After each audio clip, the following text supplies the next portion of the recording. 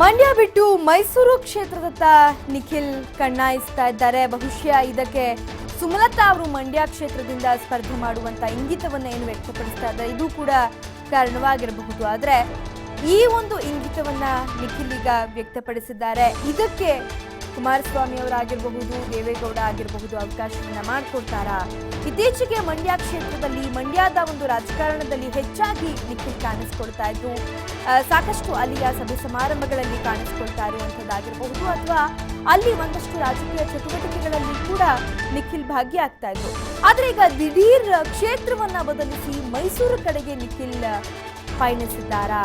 ಸುಮಲತಾ ಅಂಬರೀಶ್ ಸ್ಪರ್ಧೆ ಹೇಳಿಕೆಯಿಂದ ಕ್ಷೇತ್ರವನ್ನ ಇಲ್ಲಿ ಬದಲಾಯಿಸಿಕೊಳ್ಳುವಂತಹ ಇಂಗಿತವನ್ನ ನಿಖಿಲ್ ವ್ಯಕ್ತಪಡಿಸಿದ್ದಾರಾ ಅನ್ನುವಂಥದ್ದನ್ನ ಕೂಡ ನಾವೀಗ ನೋಡ್ಬೇಕಾಗತ್ತೆ. ದೋಸ್ತಿಗಳ ಮಧ್ಯೆ ಮಂಡ್ಯ ಕಾಂಗ್ರೆಸ್ ಪಾಲ ಆಯ್ತಾ? ಯಾಕಂದ್ರೆ ಸುಮಲತಾ ಅವರು ಕೂಡ ಸ್ಪಷ್ಟವಾಗಿ ಹೇಳಿದ್ರು, ನಾನು ಸ್ಪರ್ಧೆ ಮಾಡೋದಿದ್ರೆ ಅದು ಮಂಡ್ಯ ಕ್ಷೇತ್ರದಿಂದ ಮಾತ್ರ ಅನ್ನುವಂಥದ್ದು. ಹಾಗಾಗಿ ಆ ಒಂದು ಇಕ್ಕಟ್ಟಿನಲ್ಲಿ ಈಗ ದೋಸ್ತಿಗಳು ಕೂಡ ಸಿಲುಕೊಂಡಿರುವಂಥದ್ದು. ಹಾಗಾಗಿ ಕಾಂಗ್ರೆಸ್ಗೆ ಕ್ಷೇತ್ರವನ್ನ ಬಿಟ್ಟು ಕೊಡಲೇಬೇಕಾದಂತ ಸುಮಲತಾ ಅವರಿಗೆ ಅಪೋಸ್ ಮಾಡುವಂತಹ ಪರಿಸ್ಥಿತಿ ಸದ್ಯಕ್ಕಿಲ್ಲ. ಹಾಗಾಗಿ ಸುಮಲತಾ ಅವರಿಗೆ ಅನುಕೂಲವಾಗುವಂತಹ ರೀತಿಯಲ್ಲಿ ಕ್ಷೇತ್ರವನ್ನ ಬಿಟ್ಟುಕೊಡುವಂತಹ ಒಂದು ವ್ಯವಸ್ಥೆಗಳಾಗ್ತಾ ಇದೆಯಾ? ಹಾಗಾಗಿ ಇಲ್ಲಿ ನಿಖಿಲ್ ಕುಮಾರಸ್ವಾಮಿ ಕ್ಷೇತ್ರ ಬದಲಾವಣೆ ಮಾಡ್ತಿದ್ದಾರಾ, ಮೈಸೂರಿನತ್ತ ಹೊರಟಿದ್ದಾರಾ, ಮೈಸೂರು ಕ್ಷೇತ್ರದ ಮೇಲೆ ನಿಖಿಲ್ ಕಣ್ಣಿದ್ಯಾ ಅನ್ನುವಂಥದ್ದನ್ನ ನೋಡ್ಬೇಕಾಗತ್ತೆ. ಯಾಕಂತಂದ್ರೆ ಅವರು ಬಹಿರಂಗವಾಗಿ ಸಭೆಯೊಂದರಲ್ಲಿ ಕುಮಾರಸ್ವಾಮಿ ಅವರ ಮುಂದಿಗೆ ಹೇಳಿದ್ದಾರೆ, ನನಗೊಂದು ಅವಕಾಶ ಕೊಡಿ ಅನ್ನುವಂಥದ್ದನ್ನ. ಅಂದ್ರೆ ಇಲ್ಲಿ ನೇರವಾಗಿ ರಾಜಕೀಯಕ್ಕೆ ಧುಮುಕಲಿಕ್ಕೆ ಬೇಕಾದಂತಹ ಸಿದ್ಧತೆಗಳನ್ನ ನಿಖಿಲ್ ಕುಮಾರಸ್ವಾಮಿ ಮಾಡ್ಕೊಳ್ತಾ ಇದ್ದಾರಾ ಅನ್ನುವಂಥದ್ದನ್ನ ಕೂಡ ಇಲ್ಲಿ ಗಮನಿಸಬಹುದಾಗಿದೆ. ಮಂಡ್ಯ ಕ್ಷೇತ್ರ ಕಾಂಗ್ರೆಸ್ ಪಾಲಾಗಿರುವಂತಹ ವಿಚಾರವಾಗಿ ಸಾಕಷ್ಟು ಚರ್ಚೆಗಳಾಗ್ತಾ ಇತ್ತು. ಯಾಕಂತಂದ್ರೆ ಈಗಾಗಲೇ ಆ ಪರಿಸ್ಥಿತಿಯನ್ನ ಗಮನಿಸಿದ್ರೆ ಇಲ್ಲಿ JDS ಕೂಡ ಅಪೋಸ್ ಅನ್ನ ಮಾಡಿದ್ರೆ, ಅಥವಾ ಕಾಂಗ್ರೆಸ್ JDS ಮಧ್ಯೆ ಏನಾದರೂ ಜಟಾಪಟಿ ಉಂಟಾದಲ್ಲಿ ಅದರ ಲಾಭವನ್ನ ಬಿಜೆಪಿ ಪಡ್ಕೊಳ್ಳುವಂತ ಒಂದು ಸಾಧ್ಯತೆಗಳಿದೆ. ಹಾಗಾಗಿ ಬಹಳ ಸೂಕ್ಷ್ಮವಾಗಿ ಇದೆಲ್ಲವನ್ನ ಹ್ಯಾಂಡಲ್ ಮಾಡ್ತಾ ಇರುವಂತಹ ದೋಸ್ತಿಗಳು ಕಾಂಗ್ರೆಸ್ಗೆ ಮಂಡ್ಯ ಕ್ಷೇತ್ರವನ್ನ ಬಿಟ್ಟುಕೊಟ್ಟು ಮೈಸೂರು ಕ್ಷೇತ್ರವನ್ನ ನಿಖಿಲ್ಗೆ ಬಿಟ್ಕೊಡುವಂತಹ ಚರ್ಚೆಗಳೇನಾದ್ರೂ ನಡೀತಾ ಇದೆಯಾ ಅನ್ನುವಂಥದ್ದನ್ನ ಕೂಡ ಇಲ್ಲಿ ನೋಡ್ಬೇಕಾಗುತ್ತೆ. ಇದೀಗ ದಿಢೀರ್ ಕ್ಷೇತ್ರ ಬದಲಿಸಿ ನಿಖಿಲ್ ಕುಮಾರಸ್ವಾಮಿ ಮೈಸೂರು ಕಡೆ ತೆರಳಿದ್ದಾರೆ. ಈ ಬಗ್ಗೆ ಮತ್ತಷ್ಟು ಮಾಹಿತಿಯನ್ನ ನೀಡ್ತಾರೆ ನಮ್ಮ ಪ್ರತಿನಿಧಿ ಸುರೇಶ್. ಇಲ್ಲಿಯವರೆಗೂ ಮಂಡ್ಯ ಕ್ಷೇತ್ರದ ರಾಜಕಾರಣದಲ್ಲಿ, ಮಂಡ್ಯ ಕ್ಷೇತ್ರದಲ್ಲಿ ಹೆಚ್ಚಾಗಿ ಓಡಾಡ್ಕೊಂಡಿದ್ದಂತ ನಿಖಿಲ್ ಕುಮಾರಸ್ವಾಮಿ ಅವರು ಈಗ ದಿಢೀರಾಗಿ ಮೈಸೂರು ಕ್ಷೇತ್ರದ ಬಗ್ಗೆ ಮಾತನಾಡ್ತಾ ಇದ್ದಾರೆ. ಮೈಸೂರು ಕ್ಷೇತ್ರದ ಮೇಲೆ ಕಣ್ಣಿಟ್ಟಿದ್ದಾರೆ ಅಂತಂದ್ರೆ ಎಲ್ಲೋ ಒಂದ್ ಕಡೆ ಮಂಡ್ಯ ಕ್ಷೇತ್ರವನ್ನ ಕಾಂಗ್ರೆಸ್ಗೆ ಬಿಟ್ಕೊಟ್ರ ಅನ್ನುವಂತ ಪ್ರಶ್ನೆ ಸಹಜವಾಗಿ ಮೂಡುತ್ತೆ. ಸದ್ಯ ಯಾವ ರೀತಿಯಾದಂತ ಒಂದು ಚಿತ್ರಣ ಮತ್ತು ಮೈಸೂರು ಕ್ಷೇತ್ರದ ಮೇಲೆ ನಿಖಿಲ್ ಮನಸ್ಸಿದೆಯಾ? ಮೈಸೂರು ಕ್ಷೇತ್ರದಿಂದ ಸ್ಪರ್ಧೆ ಮಾಡುವಂತ ಇಂಗಿತವನ್ನ ನಿಖಿಲ್ ಹೇಗೆ ವ್ಯಕ್ತಪಡಿಸ್ತಿದ್ದಾರೆ?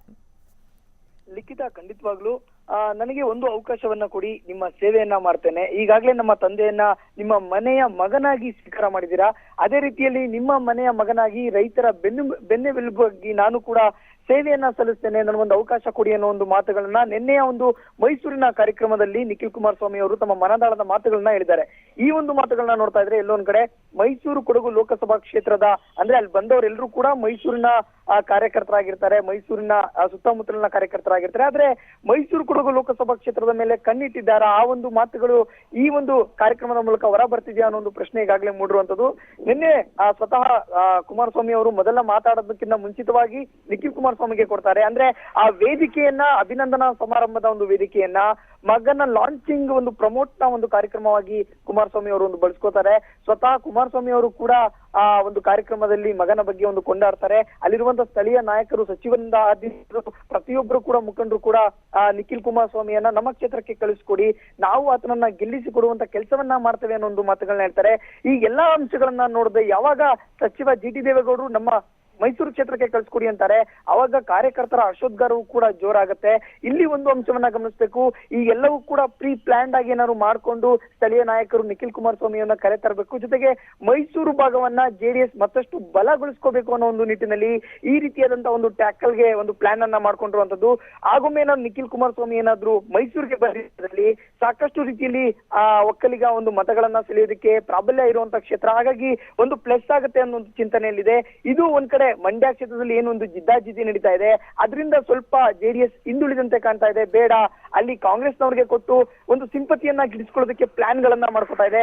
ಆಗೊಮ್ಮೆ ಆಗಿದ್ದೇ ಆದಲ್ಲಿ ಅಲ್ಲಿ ಸುಮಲತಾ ಅವರಿಗೆ ಕಾಂಗ್ರೆಸ್ ಪಕ್ಷದಿಂದ, ಇಲ್ಲಿ ಜೆಡಿಎಸ್ ನಿಂದ ಮಗನ್ ನಿಖಿಲ್ಗೆ ಒಂದು ಸ್ಪರ್ಧೆಯನ್ನ ಮಾಡೋದಕ್ಕೆ ಅವಕಾಶ ಕೊಟ್ಟಂತಾಗತ್ತೆ.